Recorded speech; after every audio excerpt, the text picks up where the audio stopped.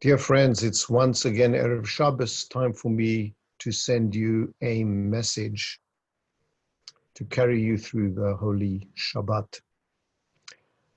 Today is an extraordinary day, Friday, May the 11th.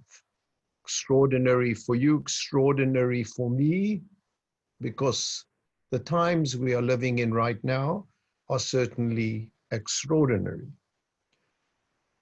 But for us here at Congregation B'nai Israel, it's an even more extraordinary day. Let me explain what I mean. This morning, I will be performing a bris as a moil for a newborn baby, 8 days old, born b'mazal tov with God's help, to the Castle family. Little beautiful bouncing baby, 8 days old, and then I will drive to the cemetery to Beth Shalom in Oregon to officiate a burial funeral service for our dear Marion Goldner, who has succumbed this past Tuesday night at the ripe, beautiful old age of 97. Can you imagine that? 97 years older than this newborn infant that is having his bris, his initiation into Judaism this morning. What a contrast. So despite the disruption in the world and in our lives because of this extraordinary virus and epidemic, life and death and everything in between continues unabated. Although death has been exacerbated by the virus with over 80,000 people that have succumbed in the United States alone, not to say anything about anybody else in the world. And I am sure life will be enhanced and exacerbated by this virus to contrast with death, because I'm sure 8-9 months from now, many newborn bouncing babies will be born as a result of families being forced to spend more time together.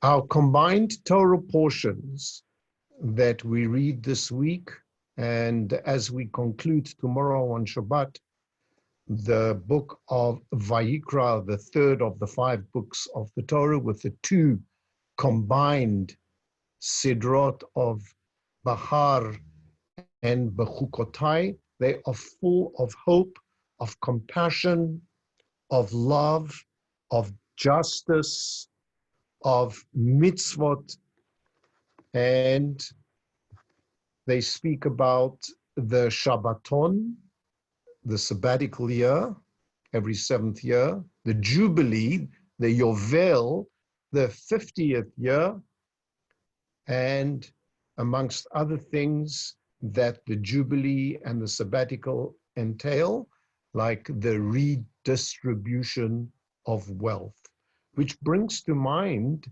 that during these extraordinary times, it occurs to me that companies that were making billions suddenly are going bankrupt, whether it's airlines, oil companies, car companies, restaurants. I don't think they make billions, but some do very well. And suddenly they're on the verge of bankruptcy. And other companies like Amazon or Zoom, pharmaceutical companies that are at the forefront of developing a vaccine and medicine to fight this epidemic, they're booming, talking about the redistribution of wealth. But when you look through the Torah portions of Bahar and Bechukotai, one sentence after another, full of compassion, kindness, which we need to emulate. Let me read you a little bit of a list that I've prepared here for myself. I'll start with Vayikra, Leviticus 25:23. God says, Ki li haaretz, the earth, the universe is mine.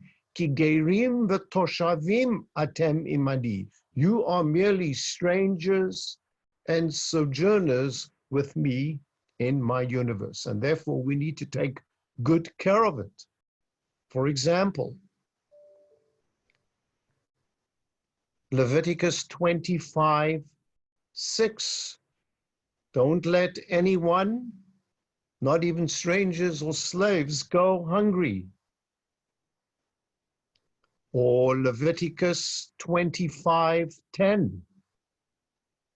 Every man in the Jubilee year, every person returns to their own land, to their own possessions. Or Leviticus 25:14, Lo tonu ish et achiv. Don't oppress your fellow person. Or Leviticus 25:17, Lo tonu ish et amito, your fellow man. Don't oppress, don't take advantage of your fellow man. Or Leviticus 25:25, taking care of our own family when they become poor and they need help. Or Leviticus 25:35, again, ki yamuch achicha, if your brother, your sister falls down, from the word namuch, from the root namuch, they fall down. Umata yado imach, vehechezakta bo. You need to be strong for them, uphold them, support them, lift them up. How about Leviticus 25:36? Don't take interest, help people with interest-free loans. Help them in their businesses, because we should all fear God. Or Leviticus 25:43, and on and on and on. Lo tirdebo befarech. Somebody works for you, treat them fairly. Don't rule over them rigorously. Befarech. You should have all for God.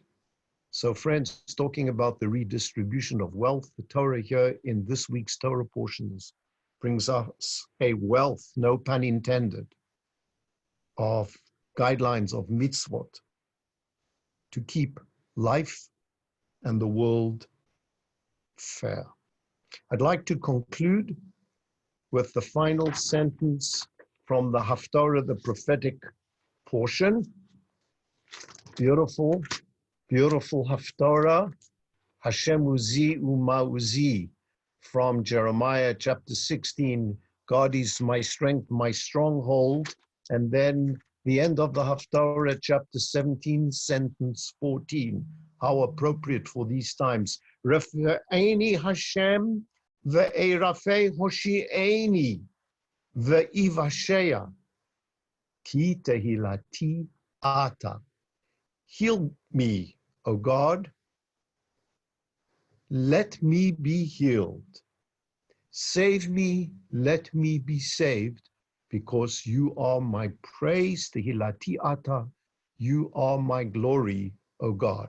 And as we say every time we conclude a book of Torah learning, which we're supposed to do this Shabbos, as we end the book of Vayikra of Leviticus, Chazak, Chazak, Venit Chazek.